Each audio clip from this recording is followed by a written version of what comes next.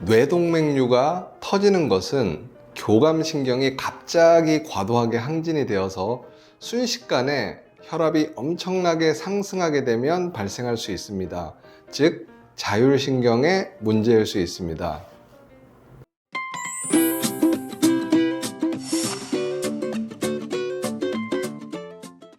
최근 배우 강수연 씨와 아산병원 간호사의 사망 사건에 대해서 뉴스를 통해서 잘 알고 있으실 거라 생각합니다. 이 두 분의 공통점은 뇌동맥류 파열에 의한 쥐주막하 뇌출혈이었습니다. 더군다나 아산병원 간호사의 나이는 30대라는 사실에 더 충격이 클 것 같습니다. 오늘 영상에서는 이처럼 불시에 찾아오는 뇌혈관 질환에 대해서 알아보겠습니다. 이 두 분의 경우처럼 갑자기 발생하는 뇌출혈의 가장 큰 원인은 조절이 되지 않는 고혈압입니다.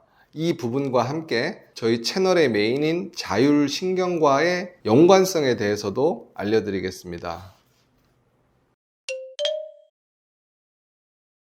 뇌동맥류는 뇌혈관의 일부가 부풀어 올라서 정상혈관과 달리 쉽게 터질 수 있는 혈관 기형을 말합니다. 뇌동맥류 하면 희귀한 질환이라고 생각하는 분도 있겠지만 실제로는 인구 100명당 한두 명 정도는 뇌동맥류를 가지고 있을 정도로 희귀한 질환이 아닙니다. 이렇게나 많은 사람이 뇌동맥류가 있다는 사실에 놀라서 당장 뇌혈관 검사를 하러 가야겠다고 생각하시는 분들도 제법 있을 거란 생각이 듭니다. 이 뇌동맥류가 무서운 이유는 크기가 커지고 모양이 변하는 경우에 파열이 되면 치명적인 뇌출혈을 유발하기 때문입니다. 뇌졸중은 크게 보면 뇌혈관이 막히는 뇌경색과 뇌혈관이 터지는 뇌출혈로 나누어 볼 수 있습니다. 전체 뇌졸중의 70~80%는 뇌경색에 해당하고 나머지 20% 내외는 뇌출혈에 해당합니다. 즉 전체 뇌졸중에서 뇌출혈이 차지하는 빈도는 낮지만 사망률 같은 치명률은 훨씬 높습니다. 통계에 따라 약간의 차이는 있지만 뇌경색 환자의 사망률은 5에서 10% 내외 정도로 보고가 되고요. 뇌출혈은 출혈 후 한 달 정도를 놓고 보면 약 35에서 50%의 사망률이 보고가 되고 있고요. 그중 절반 정도가 출혈 후 3일 이내에 발생을 한다고 합니다. 대표적인 심혈관 질환인 심근경색과 함께 갑자기 사망에 이를 수 있는 너무나 무서운 질환 중에 하나입니다. 뇌동맥류의 연간 파열 위험은 1% 내외로 보고가 되고 있습니다. 어떤 면에서는 위험하다는 생각이 들 수도 있고 또 다른 한편으로는 생각보다 안전하네 라고 생각할 수도 있을 것 같습니다. 사실 요즘은 건강검진이 활성화되어서 뇌혈관에 대한 검사도 많이 하시다 보니까 조기에 뇌동맥류를 발견을 해서 파열이 되기 전에 색전술 등으로 개두술을 하지 않고서 치료하시는 분들도 늘어나고 있습니다.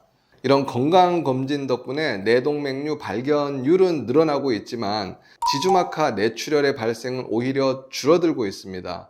여기서 한 가지 꼭 당부드리고 싶은 점은 뇌동맥류가 있다고 해서 반드시 급하게 치료가 필요한 상황은 아니라는 사실입니다. CT나 MRI 등을 주기적으로 검사를 했을 때 크기나 모양이 변하고 파열 위험이 있다고 생각하는 경우에 치료하는 것이 더 합리적일 수 있습니다. 외래에서 가끔 줄기세포에 대해서 문의하시는 분들 중에는 우연히 발견한 비파열성 뇌동맥류를 치료를 하는 과정에 동맥류가 파열이 되어서 극심한 신경학적 후유증이 생겨 후에 막심인 분들을 종종 보기 때문에 당부를 드리는 것입니다. 멀쩡하던 사람이 예방 차원에서 수술을 했다가 날벼락을 당하는 일이 드물지 않다는 말입니다. 실제로 비파열성 뇌동맥류는 크기가 작고 모양이 둥근 형태로 파열 위험성이 적은 경우에는 마치 내 피부에 있는 점처럼 평생 가지고 살아도 문제가 없는 경우가 생각보다 많이 있습니다. 뇌동맥류를 발견하는 가장 대표적인 경우가 두통이나 어지럼증이 있어서 MRA 검사를 하고서 알게 되는 경우입니다. 하지만 대부분의 뇌동맥류는 두통이나 어지럼증의 원인이 아닙니다. 물론 일부 뇌동맥류에서 크기가 커지거나 모양이 변하는 경우는 두통의 원인일 수도 있기 때문에 치료가 필요할 수는 있습니다. 오히려 두통이나 어지럼증이 지속되는 상황이 갑자기 혈압을 올리거나 낮추는 경우를 만들어서 뇌혈관을 위험에 처할 수 있게 만들기 때문에 뇌동맥류를 치료하는 것보다 두통이나 어지럼증을 치료하는 게 우선시 돼야 하는 경우가 오히려 더 많습니다. 하지만 뇌동맥류 진단을 받은 분 중에서 평소에 느껴보지 못한 두통이 생기면서 혈압이 갑자기 올라가는 경우는 가능한 빨리 응급실을 찾아가 봐야 합니다. 다행히 응급실을 빨리 방문해서 적절한 시점에 진단이 된다면 뇌동맥류가 파열이 된 경우라고 하더라도 요즘 의학 기술로는 비교적 잘 치료가 되는 경우가 많이 있습니다. 그런데 뇌동맥류가 있는 분들 중에서 극심한 두통이 있음에도 불구하고 진통제를 먹어보고 자고 일어나서 아프면 그때 병원을 가봐야지 하는 분들도 있습니다. 그런데 잠에서 못 깨어나는 불상사가 발생할 수도 있기 때문에 이 점 잘 유념해 주십시오. 이 혈압이 갑자기 급격히 올라가면서 혈압 조절이 잘 되지 않고 처음 경험하는 두통이 진통제를 먹어도 조절이 되지 않는 경우에는 뇌동맥류 파열을 의심해 봐야 합니다. 이 뇌동맥류 파열 환자분들이 경험한 두통에 대해서 표현을 하시는 걸 보면 마치 머리를 둔기로 심하게 얻어맞은 것 같은 느낌이 든다거나 태어나서 이렇게 머리가 심하게 아픈 적은 처음이라는 말씀을 많이 하시니까 이 점도 잘 기억해 주십시오.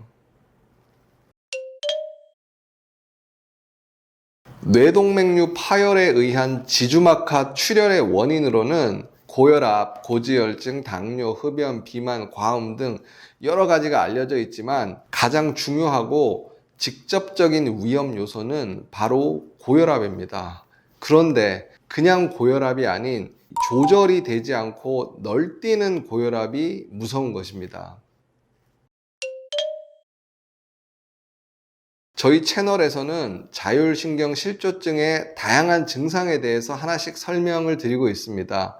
앞서 말씀드린 조절이 되지 않는 고혈압의 원인 중에도 교감신경 항진이 있습니다. 이 스트레스에 의한 교감신경의 항진은 혈관을 수축시키고 혈압을 올리는 작용을 하는데 교감신경이 조절이 되지 않고 갑자기 급격히 항진이 되게 되면 혈압도 널뛰기를 하게 되면서 혈관 손상이나 파열이 잘 생기게 됩니다. 교감신경의 과도한 항진도 문제이지만 자율신경의 조절 능력이 떨어져서 교감신경의 항진을 줄여주는 부교감신경의 기능이 떨어진 것도 문제일 수 있습니다. 오늘은 최근 언론에서 이슈가 되었던 배우 강수연 씨와 아산병원 간호사의 슬픈 사연의 원인인 뇌동맥류 파열에 의한 지주막하 출혈에 대해서 알아봤습니다. 저희 채널에서 매번 강조하고 있는 과도한 교감신경 항진은 급격한 혈압 상승을 일으켜서 미세혈관이나 뇌동맥류 등의 혈관 손상을 일으켜서 갑자기 발생하는 무서운 뇌출혈의 원인도 될 수가 있다는 내용 알려드리면서 자율신경을 건강하게 하는 생활 습관은 급사를 할 수도 있는 뇌혈관 질환이나 심혈관 질환 예방에도 중요할 수 있다는 점을 강조드립니다.